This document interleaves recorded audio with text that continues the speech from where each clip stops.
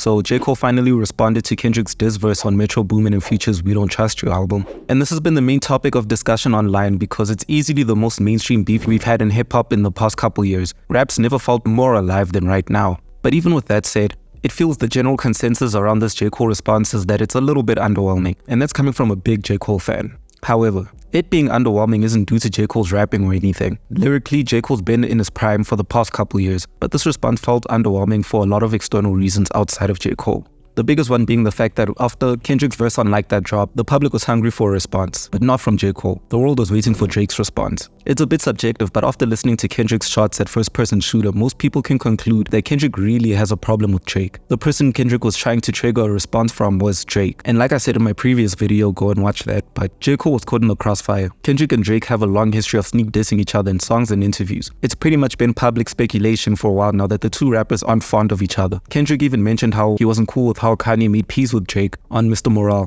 If first-person shooter rubbed Kendrick the wrong way, it's almost definitely because of Drake. J. Cole was just collateral damage. But this is still rap, a culture where no one is respected if they look weak. Kendrick's Like That verse made fun of the Big Three line on First-Person Shooter, a line that J. Cole wrote. So that looks like Kendrick was making fun of J. Cole. And maybe he was, maybe he wasn't. At the end of the day, this is all still speculation. But regardless of Kendrick's intentions, I understand how J. Cole probably felt like he needed to stand on 10 toes and show the world that he wasn't afraid of Kendrick Lamar by responding, which he did.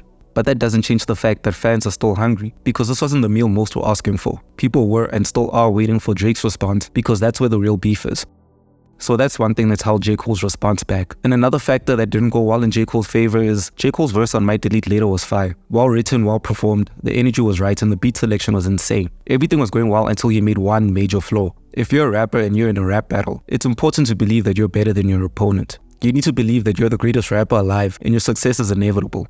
But you also need to be a realist. If your opponent has an upper hand in anything, you need to recognize that and work around it. J. Cole made the mistake of going after Kendrick's discography, which is insane to even think about. Remember, I'm a J. Cole guy. He's the one I've been rooting for from the beginning. But objectively speaking, Kendrick Lamar has the greatest track record of albums in hip-hop right now, maybe even history. Kendrick's level of artistry in mainstream hip-hop is unrivaled. He's the guy that pushes the genre forward and takes risks while being consistently good. No one can go up against Kendrick Lamar when it comes to rap albums. That's just the truth. To Pimp a Butterfly has been called the greatest rap album of all time on multiple occasions. It's even studied in some schools. It really doesn't matter whether you like the album or not. To Pimp a Butterfly isn't the type of album you can make fun of. It is what it is. None of Kendrick's albums are the type of albums anyone can make fun of. That's literally the one upper hand Kendrick has over the entire rap game. No one is doing it like him. So for J. Cole, someone who has his own discography that's better than most, and yes, till this day I refuse to be gaslit into thinking For Your Eyes Only is a bad album. Go listen to it again because it is incredible. But for J. Cole to make fun of Kendrick's discography, he basically dug his own grave, if we're being honest. That was not a good move. J. Cole would have been better off making fun of other aspects of Kendrick Lamar except that one. He could have dissed Kendrick on how he disappeared from the rap game for such a long time. He could have made fun of how Kendrick is technically a Drake cosign. He could have made fun of his height some more. But the one thing he shouldn't have done is go after Kendrick's albums, because no one is competing with him on that. J. Cole's choice to diss Kendrick's discography was immediately met with backlash. And that's been the biggest topic of discussion online. And I hate seeing it, but it makes sense. It was a bad call. I just wish someone on his team said something before they released it. But to quickly focus on the positive for a second. Overall, I'm still happy with J. Cole's response. I'm happy with the fact that J. Cole's often seen as the nice guy, but this was the first time I've seen him in a rap beef where he stopped being the nice guy and stood on business. A lot of us were scared that he tried to be the bigger man and not shoot back, but he did. When J. Cole got in his mini beef with Lil Pump, J. Cole was the bigger man because that's what that quote-unquote beef needed. J. Cole chose to educate the younger generation instead of firing shots, and that was the right call. He came out on top for that. And after his response on Might Delete Later, we can all say with confidence that if Kendrick responds, J. Cole will be ready because it doesn't look like he's backing down from a fight. I just hope Drake does the same instead of ignoring the conflict,